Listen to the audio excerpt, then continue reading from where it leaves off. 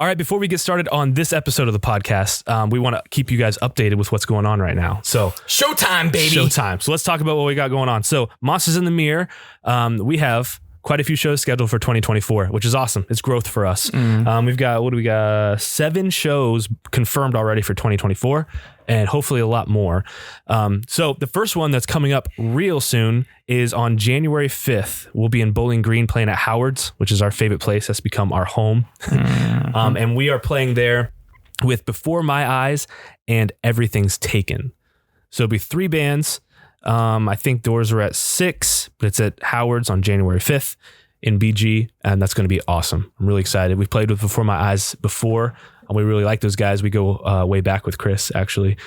And then Everything's Taken. We haven't played with them yet, but they seem awesome. Like, we've checked out their videos online and everything. They sound good. Like, it's going to be a good show. Very eager to hear them. Yeah, everybody come out to that. As far as what we're up to as a band, we are getting ready to record a new song. We have it written and finished. We're just getting ready to record drums and that whole process. So that should be pretty fast. Should we tell them the title or let them wait? Yeah, tell them the title. So the title of the song is Blood is Overrated.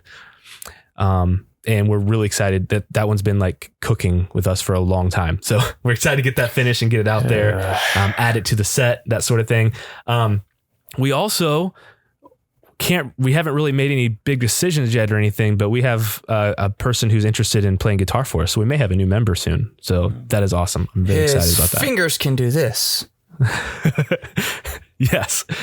Yes. He has the skills. Yeah. Ooh, even uses the pinky. Yep. That's how you know. But vestigial structure in a guitar's hand. Yeah. Mine are crooked. So. Vestigial means really of no use. What else we got going on? Wintertime's coming. Booking shows, considering maybe going on tour. Possibly in the summertime, take 1 or 2 weeks, actually go out of state. Yeah, who knows? We talked about, we have this grand dream for we'll have to try and make this quick, but we've got good friends in Florida that want to have us down there, and we've got good friends in Nashville. So if we could do something with that, that'd be so cool. Music videos in the works, considering that whole avenue. That's right. Music video is probably our biggest thing coming up. So we have our shows that are all booked, but I know Nick is really pushing for, he wants a music video by the end of first quarter 2024, which makes us sound really corporate and business like. We got to get this done by Q1. Come on, guys. Dude, Q1. I know. We need new merch. Oh, yeah. We need new stuff. We need some new stuff. Oh, yeah. So, yeah, maybe some new merch upgrades as well. But yeah, so we'll keep the podcast rolling, keep you guys updated. And thank you for tuning in. Thanks for joining us. And we'll see you again in the future. So here's the episode.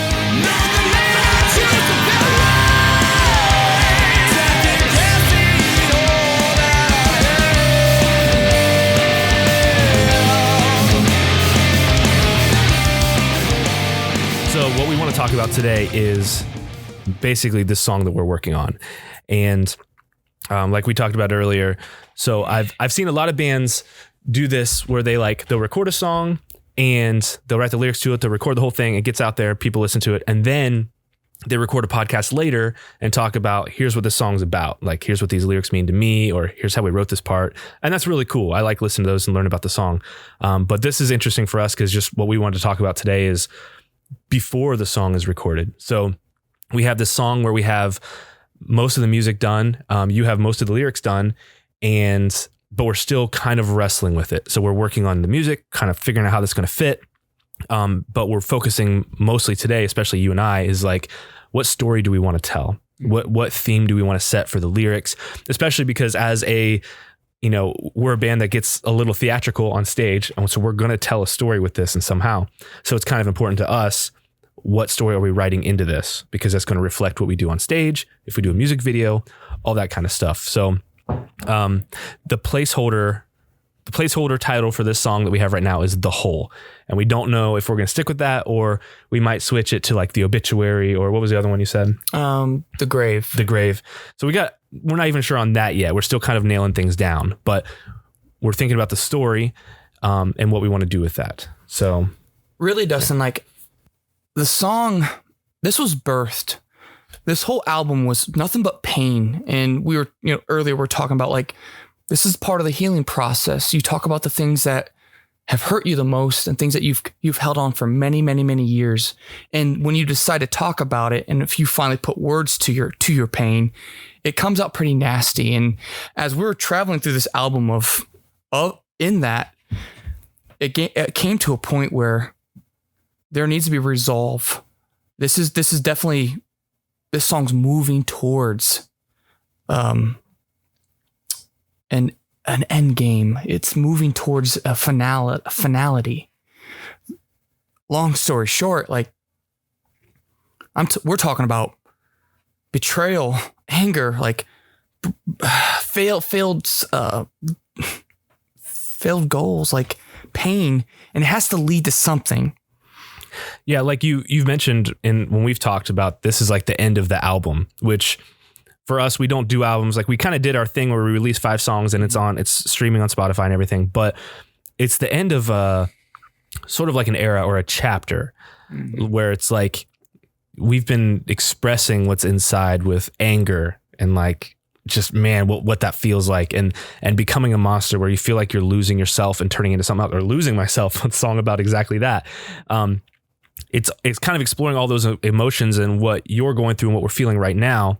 But I think this is what you were just saying. Like we're getting to the point where there's like, what's the end of that? What's the final sentence in that? What's the conclusion paragraph? What's the resolve? I'm a teacher. Yeah. Conclusion. What is it? Pi, point, illustration, evidence. Right. Yeah. You can restate your thesis. Summary. Yeah. So that's what we're trying to do with this song, and who knows what will come after that. I'm sure we're going to deal and wrestle with more stuff, but like for all of that, becoming a monster, becoming something else, losing yourself. This is maybe how you get back. What's your choice? All right, sure. We got a handful of bad things that you wish you could have done, should have done, would have done, you name it. Mm-hmm. What now? What do you do with all of this? We're coming down to, you have a choice to make. Shawshank it. Get busy living or get busy dying. We've already identified the triggers, the bad things in our life and how they've affected us. And now we're bringing them to the surface to process, to let the healing begin. Well, what's after that? Okay, now we're moving through the debrief, the disclosure. Now we're to processing. What makes sense of this pain? What is this even making sense? And now it led us to this epiphany of like, I have a choice to make. I have to identify those bad things in my life, and I have to either put them to death or realize that they're going to be with me and affect me everywhere I go and every person I meet. Right. And we have a growth mindset. So just accepting it is not really what we do. At least us. I mean, like we're always trying to get better every day as much as we can. So yeah, this is exploring that. And how do we conquer? How do we move forward? This is the biggest fear with repression. You get something that gets brought up, a painful experience, and it feels awful. And your primitive coping mechanism is to bury it again. Because, fire bad, don't touch.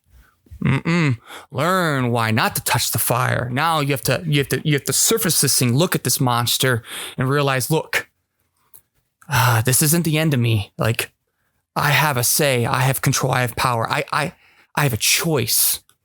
And this song is that. So we call it, just going with the whole for now. So let's talk about that concept of the whole. Like, what does that mean? Like, what are you thinking lyrically in the song? Before I started writing this song, I had an idea, and my monsters have led me down a really, really bad path. And I had, when I was in my darkest and I was all by myself, a question popped up in my mind, in my head. Aaron, what could you say to yourself when you're in that dark spot and everybody knows, like, you know where that spot's at? What do you say to yourself in that moment? Do you have something that can remind you of how to get out of this? When you're down in that hole and that dirt looks familiar because you've been here multiple times. How do you get out? And you know yourself better than anyone else does. And on that list, which is a custom list, a list that only you can write, in that letter is how to get out of this. Right. And I like the idea of the letter because I think it's easy for everyone. It's really easy for me when things are good, when I'm on top of the world and I'm doing what I need to do and I'm happy. I can easily tell myself like, oh yeah, this is what you need to do. I can solve my problems because I'm not buried in them. And like you said, it's personal to every person. So like for me, it's like having routine, waking up every day, working out, keeping all of that stuff. It's good for me mentally.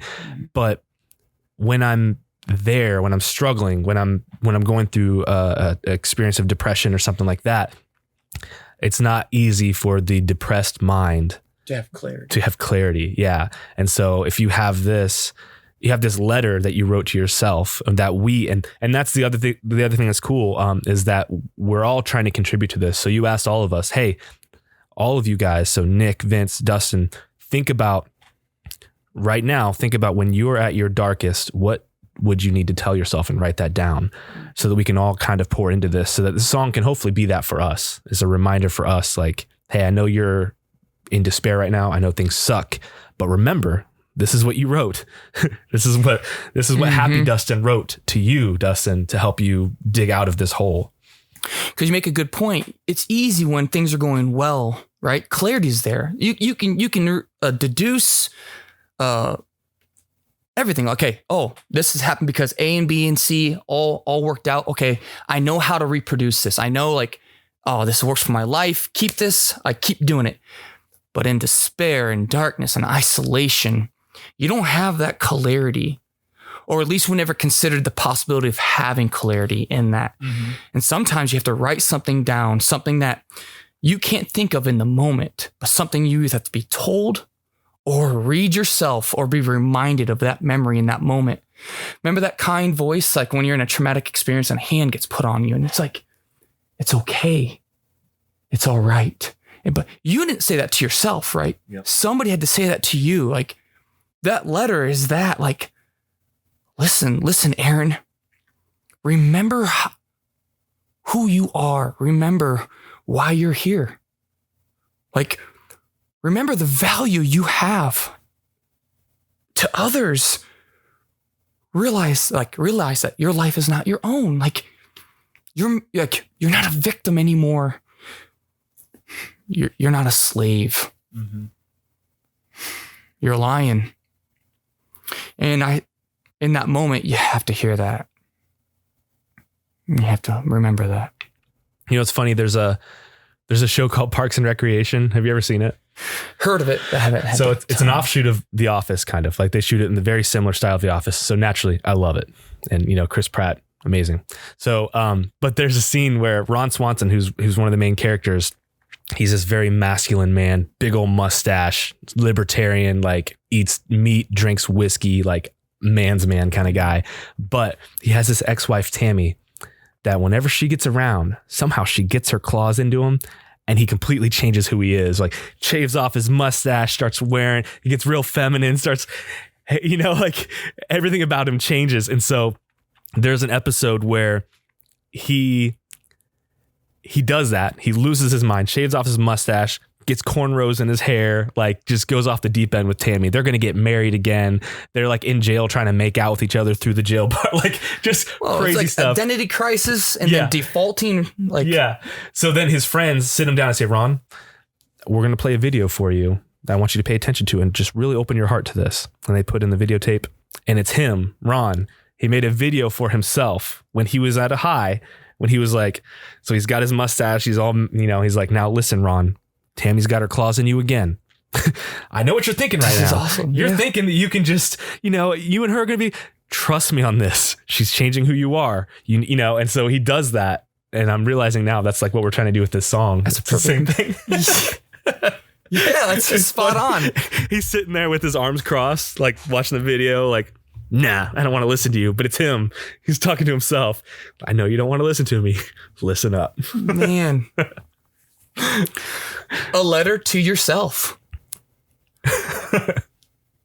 Now, how I relate that is obituary. What's it's a death of self, and what you're trying to die of is what you're trying to put to death. The things that you don't like about yourself. You're trying to put it in the grave. You're trying to literally bury it, put it to death, because it's no good for your life. Right. And you're trying to put it to death. Because you know who you are, and you know, like, man, I've been contaminated. I have to rid myself of this. It's interesting that you say too, like you're trying to put it to death. Because like, is that something, can it be put to death?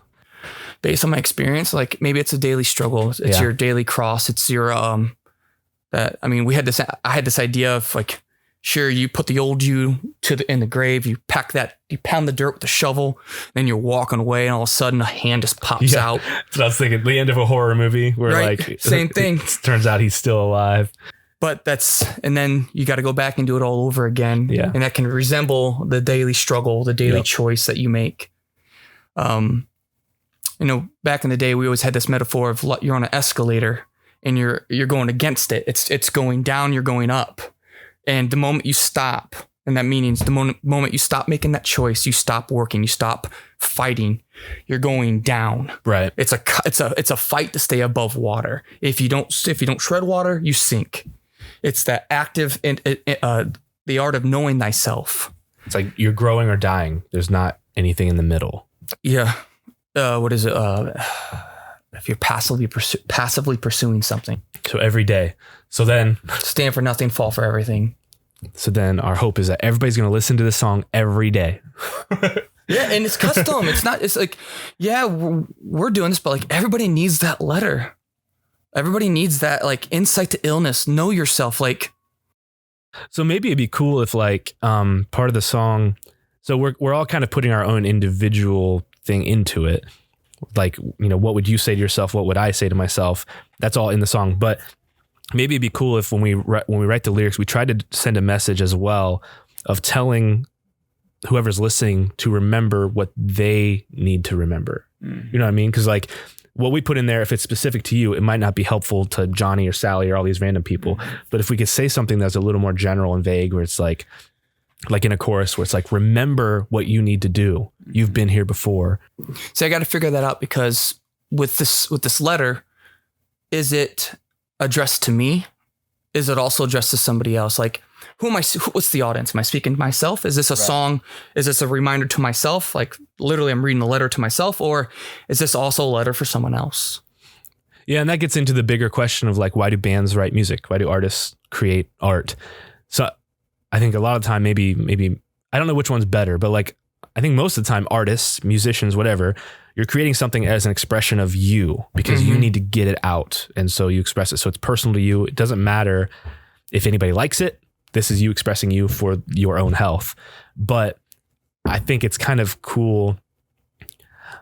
It's probably better to be that way, but there's something else to it where you can write something that other people can feel as well, where other people can say, yeah, I'm with you, man. Like I felt the same thing and this really helps me. It's about expression, because I feel sometimes like I can't really convey, I can't tell somebody really like how I'm feeling. Like maybe it's emotional intelligence. I don't know. Like, I don't feel like I have the words, but sometimes I can put into a song, like, do you finally get it what I'm trying to say? Like, that's half my fear, Dustin, was like with these lyrics and our performance, whatever you want to call it. Does anybody really get what we're trying to tell them? What we're trying to show them? Like, in essence, our humanity, to walk away and question like why they do what they do, to let them arrive at a higher state of self-awareness, to realize that they're not alone. Like, look, I bleed just like you, and I'm processing this just like you. I don't know, like, I feel like a large part of what we portray in our live show, and I think our music as well, is we're trying to show that we, just like everybody else, wears a mask throughout the day because we have to play nice with other people.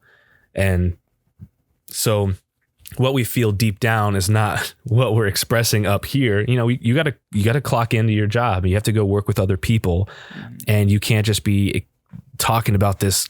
You can't just be bleeding all over everything, So in our live show, it's a lot of like, we come in there put together and we leave there looking like Leo DiCaprio at the end of The Revenant. You know, like we go in wearing suits and we got it all together. But by the time we're walking out, we got broken ribs. We're bleeding. We're dirty. We're like, look like we've been mauled by a bear. I mean, that's kind of, and I think a lot of people can identify with that because I think everybody masks some. We've all got some hidden stuff. And the key is, like we were talking about earlier, it's not good to keep that hidden. And I think maybe that's therapy for us, is that when we perform live, it's not hidden. We can be exposed for a minute. But the big key for everybody else is there has to be a way that they can be exposed to somebody. You got to have a friend. You got to have somebody that you can talk about your stuff with, because otherwise it just swirls chaos. And it eats you from the inside out. Yep. That's been the big kick I've been on lately, is like talk about things, write things down. Because I feel like I'm around people a lot that struggle with anxiety, and I see it in school a lot. Like I'm a teacher. I work with lots of kids, and I see anxiety in school a lot, especially amongst high schoolers. And I'm finding and learning as I'm reading and learning about stuff. Like, I think that anxiety is when you have these overwhelming thoughts. You've got all this stuff that's swirling around in your head like chaos. And the only way to bring that under control is to talk about it with somebody or to write it down. That's why they always recommend like journaling every day. Just get whatever thought comes to mind, write it down, because at least then you can see it in front of you and analyze it for what it is. And for the sake of processing, you have all these questions and no answers. Oh, what did I say the wrong thing? What if I didn't put it on deodorant? Oh, I forgot. I should try to take that back. Like, right. There's no resolve. There's no, it's okay. But literally, that's a great example. If you wrote that down, oh, I don't know if I remember to wear deodorant today, and then you read it, you're gonna be like, that's not really that important. Like, nope. This isn't something that should be torturing me right now. Rational, irrational. Like, yeah. Do you see yourself on paper worry? What do you like? Look at yourself. Imagine recording yourself, like say podcasts or you just waking up in the morning or at your job and just have a what do you call it? Third eye or whatever. Just speak every thought that comes into mind. You'd sound like a crazy person, but then you could be like, okay, yeah, that's not rational.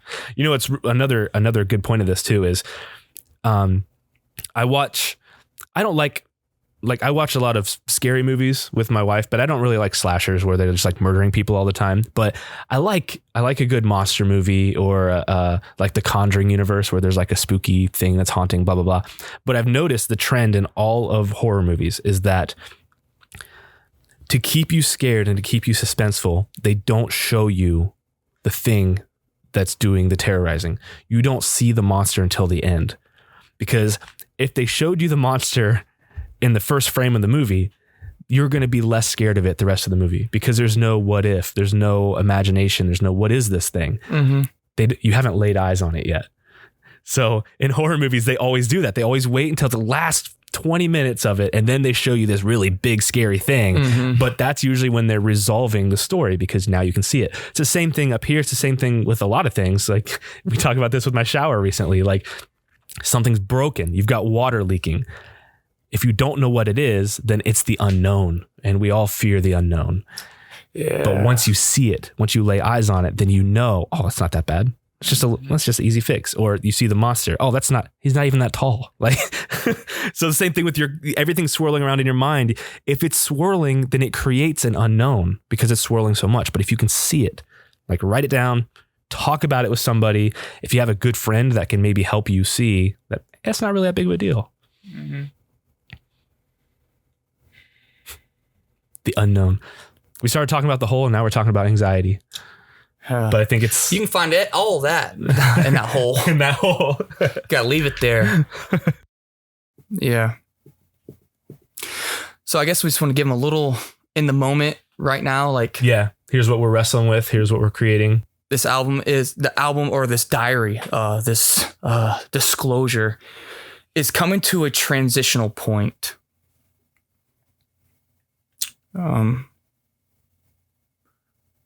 Yeah, like it's our way out.